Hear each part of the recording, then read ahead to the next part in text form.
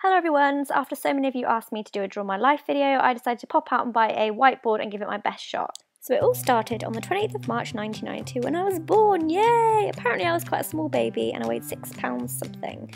My mum probably said ouch and my dad probably said oh my god. The second my head decided to rear, which does look like a giant spider right now, but I promise you it's not, it's something far, far worse.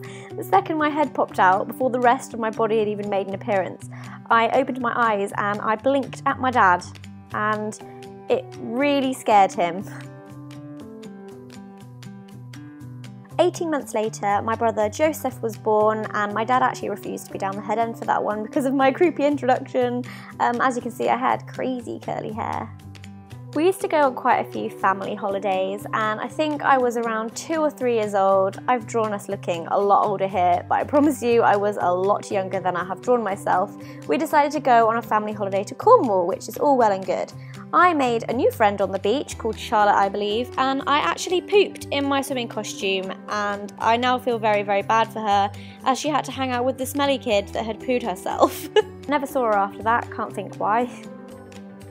We grew up in a really small village right next to a couple of really tiny towns, and I actually really enjoyed primary school. We did things like hopscotch and knitting, which is so very exciting. Spent most of the time with my best friend Alex. She and I used to spend every day together doing the most mundane things that felt like the most exciting adventures ever.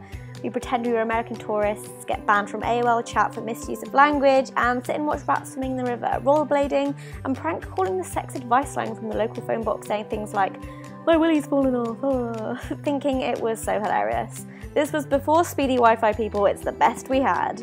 I used to persuade Alex to film music videos and random silliness on one of my dad's old camcorders, which, looking back, she probably absolutely hated me for it, but you have to admit, Alex, they are pretty hilarious when you watch them back now.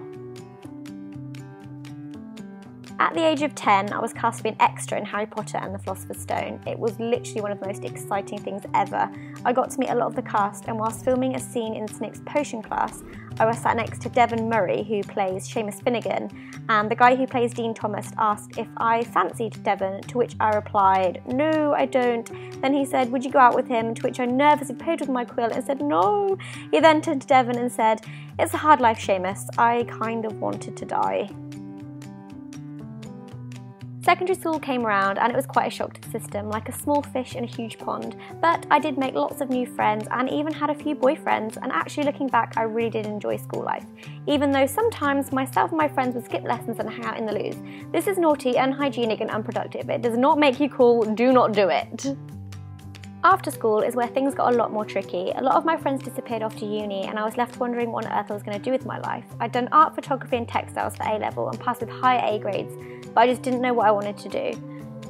I felt quite lost, and my anxiety also meant that I couldn't join in with things like clubs and pubs, so I became quite alienated. I started working in various different jobs, one involving interior design and another involving a retail store, and although I learnt many things, I knew that none of the jobs I did were fulfilling or what I really wanted to do, and they also didn't really make me that happy, and by this point my anxiety made things like working a lot more difficult for me. In order to distract myself from all things poopy and life related, I decided to set up a blog called Zoella, which then also led me onto YouTube and doing a few videos every now and then.